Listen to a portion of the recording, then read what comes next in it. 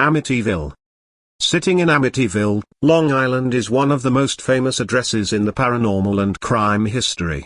112 Ocean Avenue became the site of a tragedy of a family murdered in their sleep by one of their own before 1 year later becoming the setting for what is arguably the most famous case that Ed and Lorraine Warren investigated. In December 1975, the Lutz family moved into a Dutch colonial house in Amityville. They bought the property, fully aware of the tragic events that had taken place just 12 months prior, as 112 Ocean Avenue became the site of a deadly mass murder when Ronald DeFeo Jr. brutally killed all 6 members of his family. Known as Butch, Ronald Jr. murdered his parents Ronald and Louise, his 2 sisters Dawn and Allison and 2 brothers Mark and John. Ronald was known to be physically and verbally abusive to Louise and his children but singled Butch out for the harshest of treatments. As Butch got older, he developed his own anger issues, and it is reported that he held a shotgun against Ronald, only for the gun to jam as he pulled the trigger. On the 13th of November, Butch left work early and complained to his friends in a local bar that he had not been able to contact his family all day. At around 6:30, as he didn't have his keys, he decided that he would break into the house. Butch would soon return claims that all this family had been murdered. The police found his parents and siblings all in their beds, face down, and no sign of any struggle. Butch claimed that the murder was in relation to his father's link to the mafia, but would later admit to carrying out the murders himself. A number of strange circumstances were reported around the murders. Despite all the deaths being caused by multiple gunshots, no neighbors heard the shots. The police also deemed that none of the bodies had been moved and had not been drugged. However, even within the house it seemed that no one heard the shots. The use of a noise suppressor was ruled out too. Butch would also claim that a mysterious dark figure handed him a gun and told him to kill his entire family. The mysteries on 112 Ocean Avenue continued the following December, when, after purchasing the murder house, the Lutz family moved in for a total of 28 days. George and Kathy moved in with Kathy's 3 children Daniel, Christopher, and Missy. Much of the DeFeo furniture came with the house and, it is claimed that the Lutz family used the bed frames used at the DeFeos the night they were killed. On the day the Lutz family moved they had the house blessed by a Catholic priest.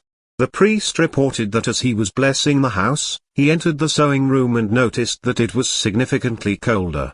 It was a lovely sunny winter's day but the coldness in the room was unexplainable. The priest sprinkled holy water around the room and heard a deep voice telling him to get out. This was then followed by a slap.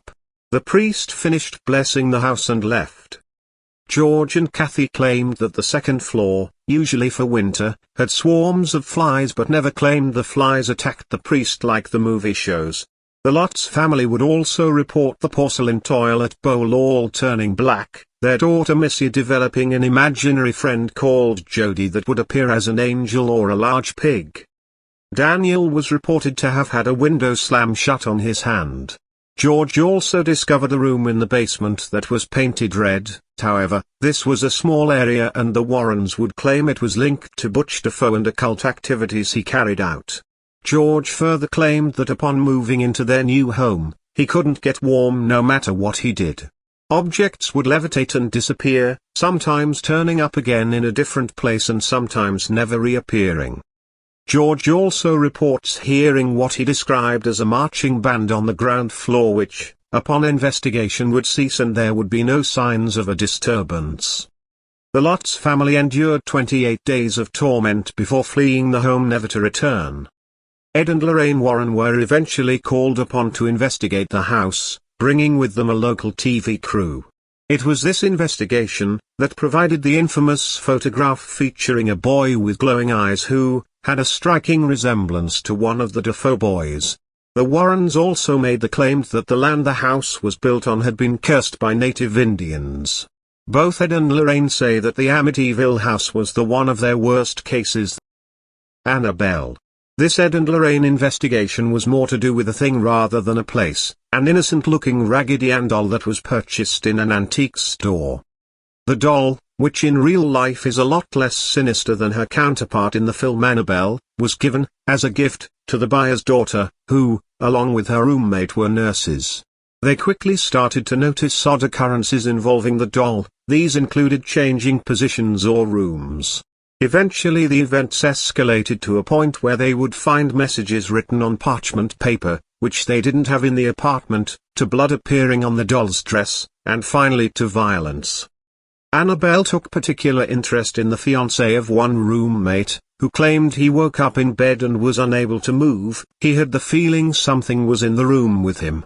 He went on to describe the doll crawling up his body and strangling him. In another episode, he allegedly that upon entering a darkened room where the doll was kept, he felt something attack him. When he turned on the lights, he saw his stomach covered in bloody scratches and the doll on the floor. Terrified by these events, the roommates contacted a medium, who had been recommended to them. She would explain that she believed the doll is possessed by the spirit of a little 7-year-old girl named Annabelle Higgins. She claimed that the small child had died on the land where the apartment now stood and asked permission from the occupants to inhabit the doll. However, this only made matters worse. When Ed and Lorraine became involved, they quickly determined that a demonic presence was in fact behind the doll and not a little girl. The Warrens arranged for a blessing to take place in the residence before taking Annabelle off the young women's hands. Since that day, Annabelle has taken up a permanent and prominent place in the Warrens' Connecticut Occult Museum.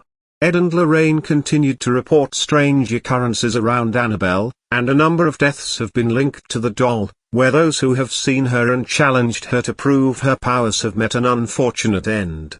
Thank you for listening. Have you experienced any of the activity featured in this episode? What do you think of Ed and Lorraine Warren? Let us know in the comments, and don't forget to give us a like, subscribe and comment below. It helps us build this channel.